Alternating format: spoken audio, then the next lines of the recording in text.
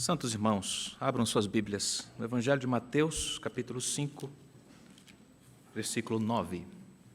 Evangelho de Mateus, capítulo 5, versículo 9. Dando seguimento à abordagem sobre as bem-aventuranças, hoje nos toca a bem-aventurança do verso 9. Vamos ler juntos? Bem-aventurados os pacificadores, porque serão chamados filhos de Deus. Amém. Oremos mais uma vez. Nosso Deus, te exaltamos pelas canções, os cânticos entoados, pelos hinos, orações, e agora também pelo recolhimento dos dízimos e ofertas, esta expressão tão doce e terna de fidelidade do teu povo, revelando que o Senhor é o Senhor da nossa vida, e não o dinheiro, não as possessões materiais, mas o Senhor, que tem nos dado mais do que precisamos. Tu tens abundado providência, misericórdia sobre nós, e o teu povo responde esse reconhecimento, trazendo à tua casa suas ofertas, seus dízimos, seus mantimentos, para que a obra avance, para que necessitados sejam atendidos, e nisso tudo o teu nome seja reconhecido e adorado. Oramos gratos em nome de Jesus e suplicamos-te também que tu nos abras os corações para que, acolhedores da tua palavra sejamos, aquecidos para recebê-la e prontos para vivê-la, em nome de Jesus. Amém. Paz, paz. Paz. Palavra tão breve, mas tão desejada e longa em seus efeitos. Um importante poeta estadunidense chamado Henry Wadsworth Longfellow escreveu um poema intitulado Sinos de Natal. Mais tarde foi base de uma linda canção de Natal, muito conhecida, intitulada Eu Ouvi os Sinos no Dia de Natal, um hino tradicional natalino. O poema expressa o grito da alma de um pai, Henry, por paz, que em plena guerra civil norte-americana recebe a notícia de que seu filho, que havia sido alistado para a guerra, estava gravemente ferido. 2 anos antes da composição do hino, em 1831, antes de escrever o poema, ele já havia perdido sua jovem esposa, queimada em um incêndio. Como numa sucessão de eventos difíceis, Henry se agarra na única paz que dissipa a terrível guerra do desespero. A primeira estrofe do hino diz: ouvi os sinos de Natal, do Natal, em tom alegre e triunfal, seu repicar a proclamar que entre os homens haja paz. Depois, na terceira, quarta e quinta estrofes, antecedidas sempre pelo verso paz na terra aos homens de boa vontade, e embaladas pelos sons dos sinos, encontramos angustiado me prostrei, terceira estrofe, pois paz na terra não achei, só desamor e ódio e dor, pois entre os homens não há paz. Mas forte o sino então soou, dizendo: Deus não nos deixou. Vencendo o mal, Ele, ao final, fará que os homens tenham paz. Os povos hão de se amar, e a noite em dia transformar, e entoarão feliz canção, e a terra toda terá paz. Que belo hino! A paz é Jesus. É por ele que os sinos tocam, como uma espécie de saudação à esperança. Meus irmãos, Deus é a perfeita paz.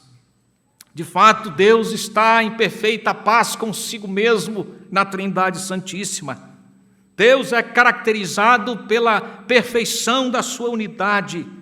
A Trindade vive em harmonia absoluta, não há conflito entre o Pai, o Filho e o Espírito Santo, só a paz. Só a paz. Portanto, paz diz respeito a Deus, mais especificamente diz respeito a toda a bondade de Deus que Ele dá, porque pode dar. Shalom significa todas as coisas cumprindo o propósito para o qual foram criadas, realizando suas funções em plena harmonia. Shalom, harmonia. Tudo sendo feito do modo para o qual foi feito. Harmoniosamente sintonizado. Isso é shalom, conceito de shalom. É uma manifestação linda, criativa da bondade de Deus. A paz oriunda de Deus. Deus é a fonte da paz, o Deus que é toda a paz.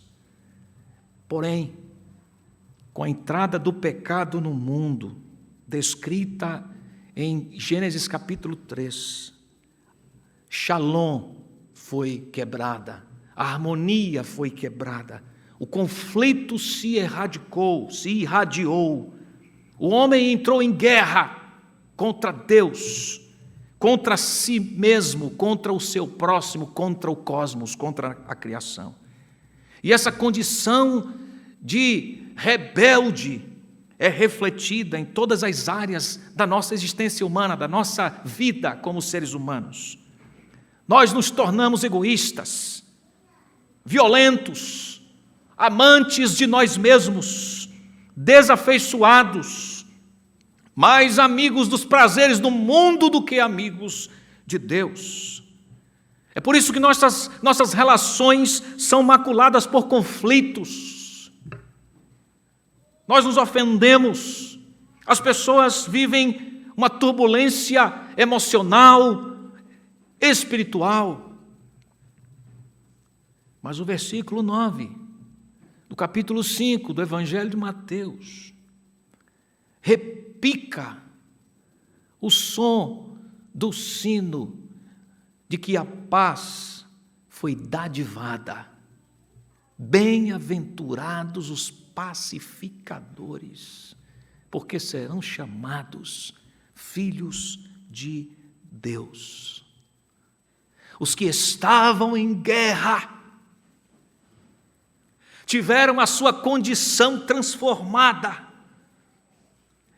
de belicosos e rebeldes para pacificados e pacificadores.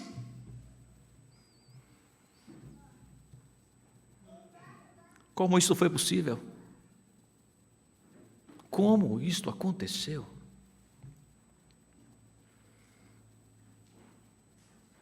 Então vem Jesus e dá um sentido muito mais profundo da guerra, daquilo que os judeus estavam acostumados.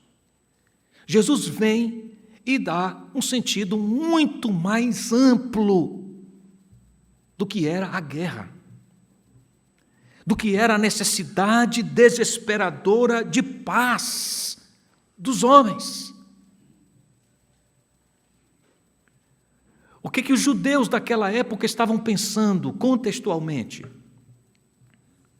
Para responder esta pergunta, a gente precisa lembrar qual era o status quo dos judeus, como eles viviam. Eles eram oprimidos pelos romanos. Estavam debaixo do jugo da opressão militar e política dos romanos. Qual a interpretação que eles fizeram? De que o Messias, o príncipe da paz, quando viesse, destruiria com seu exército poderoso toda a opressão política, civil dos romanos. Os libertaria, fazendo-os grandes sobre os demais. Então chega o Messias, o príncipe da paz, e diz que bem-aventurados são os que promovem a paz e não a guerra, os pacificadores. Ou seja, aqueles que foram libertos da inimizade com Deus, e esta é a pior guerra que existe, são felizes. Jesus Cristo, o Messias, vem e lhes entrega a boa nova, o Evangelho, anunciado pelo profeta Isaías, também no capítulo 52, versículo 7, do seguinte modo: ah, como são belos sobre os montes os pés dos que anunciam boas novas, que proclamam a paz, que anunciam coisas boas, que proclamam a salvação, que dizem a Sião: o seu Deus reina. Parece que não era isto que os judeus estavam esperando. Por isso eles perderam de vista a natureza do reinado do príncipe da paz, sua missão. Todavia, o repicar dos sinos do Evangelho anuncia: paz seja convosco. O som dos anjos louvando a Deus num coral maravilhoso diante dos pastores anuncia a razão da paz. Lucas 2,14: glória a Deus nas maiores alturas e paz na terra entre os homens a quem Ele quer bem. Paz é quando a verdade é conhecida. Paz é quando o problema é resolvido. Qual o problema, pastor? Quando a inimizade com Deus é destruída. Foi o que Cristo fez. Ele é chamado em Isaías de o príncipe da paz, porque veio para viver como o pacificador entre nós e Deus. Ele veio para estabelecer a paz na terrível e horrorosa, assombrosa guerra na qual nos encontrávamos. O Espírito dele, o Espírito Santo, vem morar na vida dos pacificados e fazer deles instrumentos de pacificação. O Espírito dele é o Espírito de paz. Ele forneceu a justiça, que permite ao homem tomar a mão de Deus. É só por ele que nós podemos segurar a mão de Deus. Deus como a única fonte de paz. Diante dele, nenhum homem poderia conhecer a paz, até que soubesse que a paz só ele pode dar. O problema só pode ser resolvido nele, por ele, para ele. Colossenses capítulo 1, versículo 20 diz: Jesus Cristo fez a paz pelo sangue da sua cruz, foi capaz de reconciliar todas as coisas para si mesmo. Em Efésios capítulo 2, versículos 12 a 19, lemos o seguinte: que naquele tempo, Paulo está dizendo da condição de inimigos dos crentes. Naquele tempo, estáveis sem Cristo, separados da comunidade de Israel e estranhos às alianças da promessa, não tendo esperança e sem Deus no mundo. Aqui está caracterizado o estado terrível de de inimizade. Mas o texto continua. Mas agora, em Cristo Jesus, vós que antes estáveis longe, pelo sangue de Cristo chegastes perto. Imagina isto, a possibilidade de tocar Deus pela fé, porque Ele, Jesus, é a nossa paz, o qual de ambos os povos fez um, e derrubando a parede de separação que estava no meio, na sua carne desfez a inimizade, isto é, a lei dos mandamentos que consistia em ordenanças, isto é, na falência plena do ser humano em obedecer, para criar em si mesmo dos dois um novo homem, fazendo a paz, e pela cruz reconciliar ambos com Deus em um corpo, matando com ela as inimizades, e vindo, ele evangelizou a paz, a vós que estáveis longe e aos que estavam perto, porque por ele ambos temos o acesso ao Pai em um mesmo Espírito, assim que já não sois estrangeiros, nem forasteiros, mas concidadãos dos santos e da família de Deus. A paz do Evangelho venceu o problema. A paz do Evangelho construiu a ponte para os dois lados.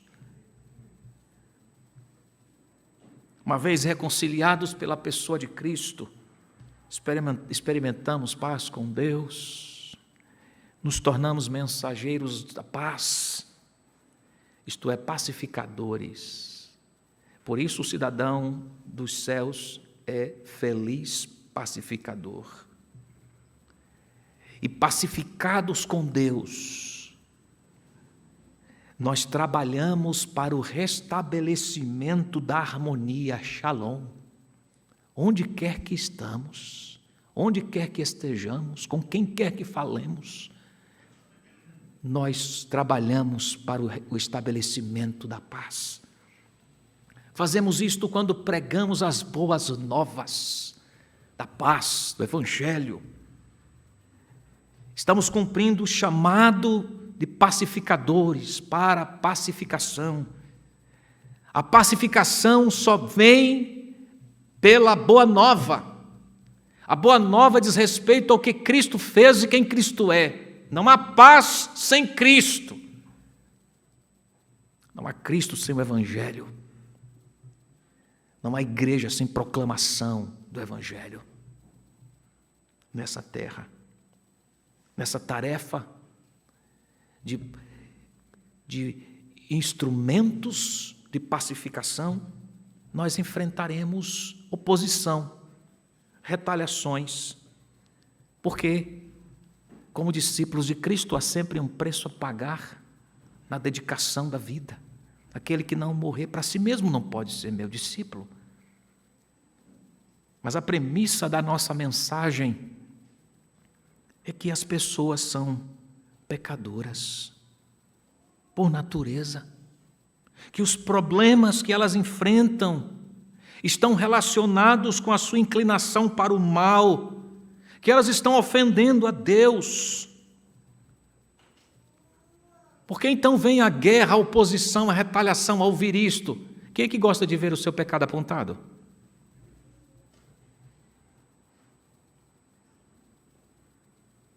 E o que é que o Evangelho faz? Aponta o seu pecado. Não é isso que o Evangelho faz. Revela que você é inimigo de Deus, que você é pecador, que você vive para desagradar a Deus, a não ser que, salvo-se, uma força ressuscitadora, abalar a sua estrutura e trazer você dos mortos para a vida, restabelecer a comunhão com o Pai. O Evangelho não é água com açúcar. A paz do Evangelho confronta o pecador sobre a sua condição, descortina o pecado, combate a inimizade, confronta o homem, mostrando que a sua saída é uma só: Jesus. Em qual lado você se encontra nessa noite?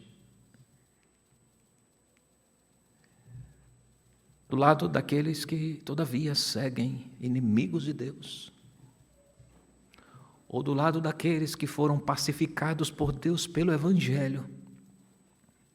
Entregaram-se ao Evangelho, vestiram-se com o Evangelho e são agora instrumentos de paz aos outros. De qual lado? Em qual lado você se encontra? O que Deus entrega a esse pacificador? Porque eles são felizes, diz o texto. Bem-aventurados os pacificadores, fato. São felizes os que tiveram a sua condição de inimigos de Deus transformada. E são felizes estes que são, por meio do Evangelho, transformados em instrumentos de paz. O que Deus entrega a eles? O direito de ser filho. Olha o final do verso. Porque serão chamados filhos de Deus. Quem será chamado filho de Deus? Os pacificadores. Quem são os pacificadores? São os que foram alcançados pelo príncipe da paz e colocados debaixo de seu governo e autoridade, do seu senhorio, vivem para ele. Ele é a sua bandeira. Estes serão chamados filhos de Deus. Ou seja, receberam o direito de ser filho. E como filho ou filhos, eles refletem o caráter do Pai Celestial. O direito de é autoridade, poder, para refletir, para imitar. Vocês sabem que a língua grega é muito rica. Há duas palavras para filhos no grego. Uma transmite a ideia de afeição, a relação afetuosa que existe entre um pai e um filho. A outra palavra transmite a ideia de autoridade. Ilã tem direito de ser meu filho. Porque sou o pai legítimo, sou o pai dele. E a palavra que aparece aqui em Mateus 5,9, para filhos, não é a palavra para afeição, é para direito, autoridade de ser chamado, condição, novo status. A mesma ideia assim, é encontrada em João capítulo 1, versículo 12. Mas os que receberam, deu-lhes o poder, direito de serem chamados filhos de Deus, a saber, os que creem em seu nome. Receberam a autoridade, são legitimados, podem se enxergar assim porque são de fato. São filhos. Isto é dignidade e honra, não de ser criatura, mas de ser filho.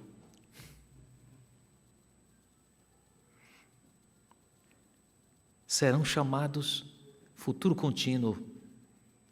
Qual é a ideia aqui? É que de agora em diante, por toda a eternidade, esse status nunca mudará. Que garantia plena. Serão chamados agora, amanhã, depois, daqui a 50 mil anos, 100 mil anos, por toda a eternidade, pelos séculos dos séculos. Quem foi feito filho nunca deixa de sê-lo. Agora a pergunta é: você é filho de Deus? Só é possível ser filho se você teve um muro de separação entre você e Deus derrubado. E porque você é filho, você vive imitando o papai.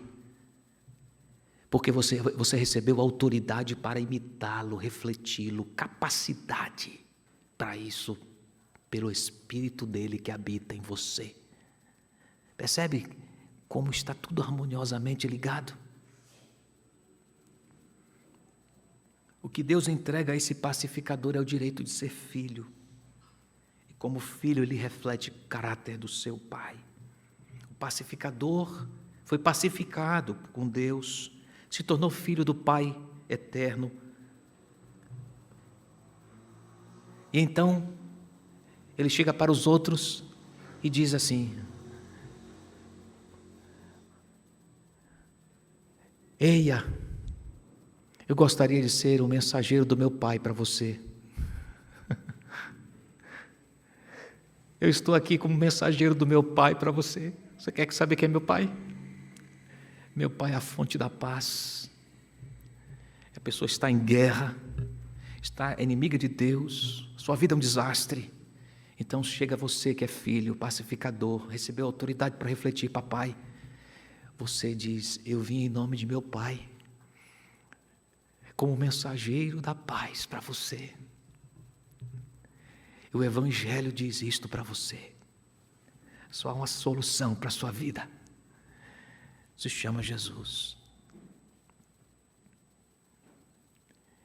Isso não tem a ver com aceitar as pessoas do jeito que elas são. Porque não foi isso que Deus fez conosco. Razão pela qual Ele mandou Jesus para mudar quem éramos.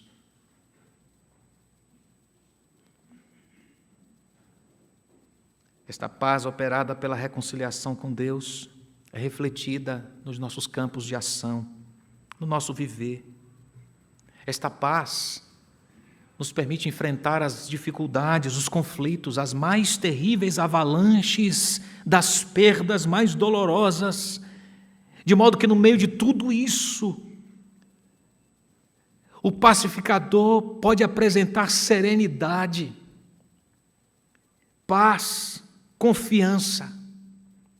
É a paz que o apóstolo Paulo em Filipenses diz que excede todo entendimento. É a paz que o príncipe da paz disse: deixo-vos a minha paz, deixo-vos a minha paz vos dou, não vos a dou como o mundo a dá. Não se turbe o vosso coração, nem se atemorize. João 14, 27. Quando apareceu para os discípulos desolados, após a sua ressurreição, ele os saudou com a paz. Paz seja convosco. Porque esta foi a saudação dele para os discípulos desalentados. Porque eles precisavam de paz. Você sabe do que nós precisamos? Não é de dinheiro, não é de saúde. Nós precisamos de paz. Paz. Paz, Pedro. Paz seja contigo, Tomé. Paz seja contigo, Tiago, João. Paz seja contigo. Esta é a saudação, foi a saudação do Cristo ressurreto para os seus discípulos desalentados. Paz. Em Romanos 15, 13, aprendemos que esta paz é um presente que transborda. Ora, o Deus da esperança, olha, escuta isso, vos encha de todo gozo e paz, para que abundeis em esperança pela virtude do Santo Espírito. Então, Senhor, fazemos desta oração paulina, nossa oração, enche-nos com paz, transbordante paz. Esta paz também é vista na forma pacificadora com a qual tratamos os conflitos nos nossos relacionamentos, com a qual buscamos parcimoniosamente a solução para as dificuldades do caminho, com a qual nos comunicamos respeitosa e cordialmente. Esta paz se vê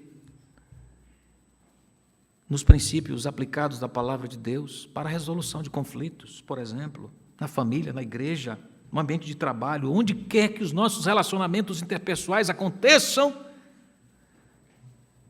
e sejam deteriorados por desentendimentos, conflitos não resolvidos adequadamente, vem a paz de Deus como remédio eficaz para tratar, curar, restabelecer.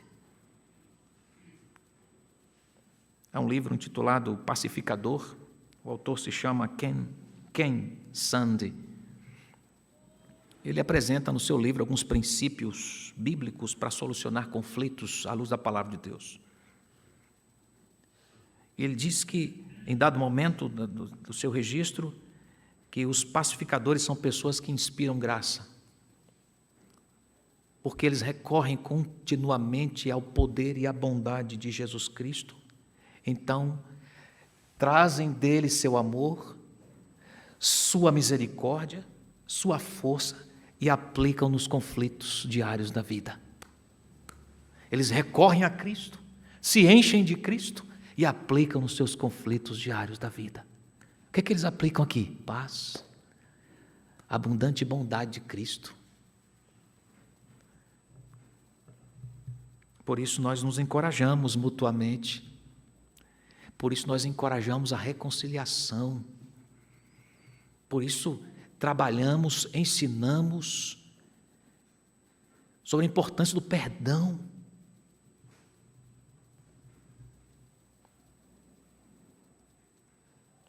Meus irmãos amados,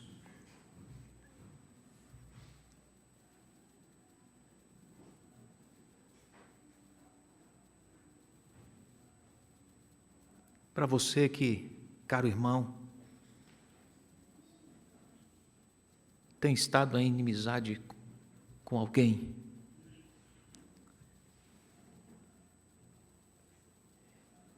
e você é a parte que não está cedendo, lembre-se que Jesus também veio para redimir nossos relacionamentos. E na força do Senhor Jesus, aplique nessa dificuldade e veja Deus curando esse relacionamento na sua vida. Você tem perdido o sono por causa disso. A solução está em Cristo, Príncipe da Paz. Você que está aqui ou está em casa, participando conosco, quem sabe está longe do Senhor Jesus. Está em guerra contra Deus. A sua situação foi exposta, seus maus pensamentos, seu mau caráter, a sua condição de egoísmo. Não há para onde você correr. Não há remédio que minore a gravidade do problema. Você não está moribundo, enfermo. Você está morto. Só Deus pode ressuscitar você. Ele mandou Jesus para fazer isto, para trazer paz para a sua alma. Volte para Deus. Esteja diante da obra de Jesus. Diga: Senhor, eu creio que é só por Jesus. Entregue-se a Cristo. É só por Ele. E você verá todas as confusões da sua vida recebendo o impacto do repicar do sino da esperança, chamado paz. Angustiado me prostrei, pois paz na terra não achei. Só desamor e ódio e dor, pois entre os homens não há paz. Mais forte o sino então soou, dizendo: Deus não nos deixou. Vencendo o mal, Ele ao final fará que os homens tenham paz. Que esta paz invada o seu lar nessa noite, meu caríssimo, minha caríssima. Invada a sua família, transborde nos seus celeiros, na sua vida. Pacifique suas emoções, seu coração diante de Deus. faça você resolver essas pendências todas que você vai assinando num livro para deixar para resolver no final do ano. Isso se resolve assim não. Isso se resolve com a paz de Deus. Amém. Vamos orar nessa hora.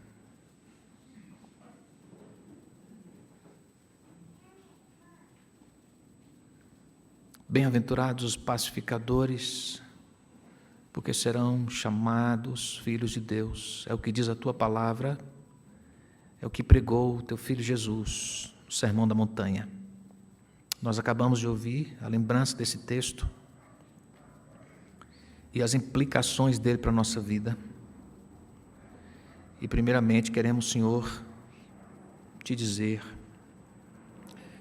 ainda que insuficientes sejam essas palavras, mas queremos te dizer, para que todo mundo escute: muitas graças, Senhor, pela redenção realizada em Cristo Jesus por nós, nos transformando de inimigos em filhos teus. Muitas graças. Somos do Senhor, filhos do Senhor. Nosso coração foi pacificado, não somos teus inimigos, não estamos debaixo da tua ira. Tua palavra diz que nós fomos feitos nova criação, fomos adotados em Cristo Jesus e somos instrumentos de paz em tudo que fazemos.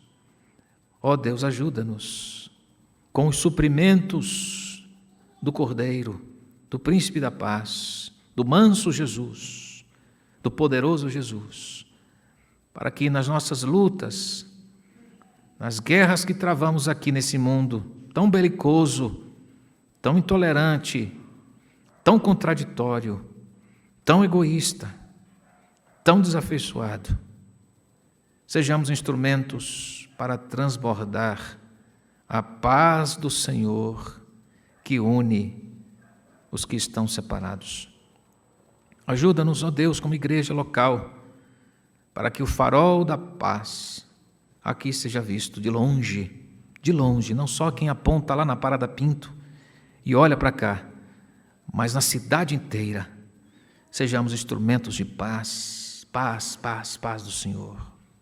Abençoa-nos nesta semana, orienta a nossa vida, ó Deus, potencializa nossas capacidades, dá-nos recursos em todos os aspectos, o uso deles promovam a tua paz.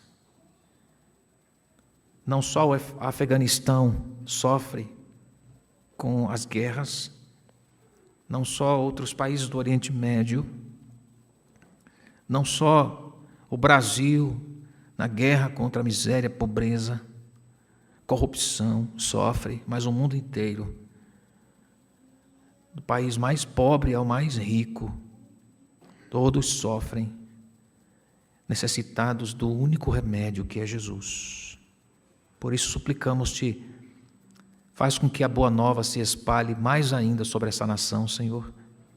Transborde sobre esse país a genuína pregação da boa nova, a boa nova e nada mais.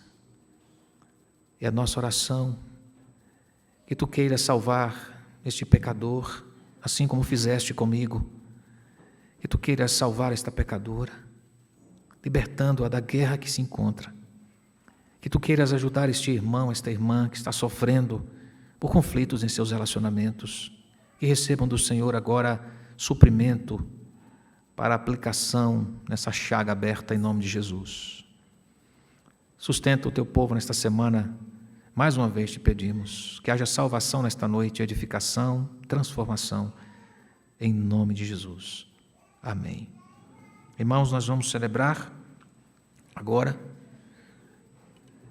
a ceia do Senhor e esta declaração tão evidente, o Evangelho tão claramente revelado aqui, pela pregação e agora pela celebração da ceia, a paz do Senhor.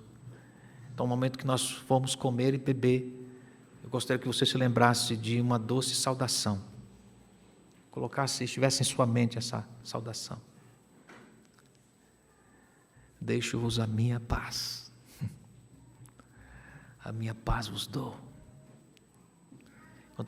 Enquanto você come e bebe, você vai se lembrar dessas palavras e vai dizer: Senhor, eu recebi e recebo paz do Senhor.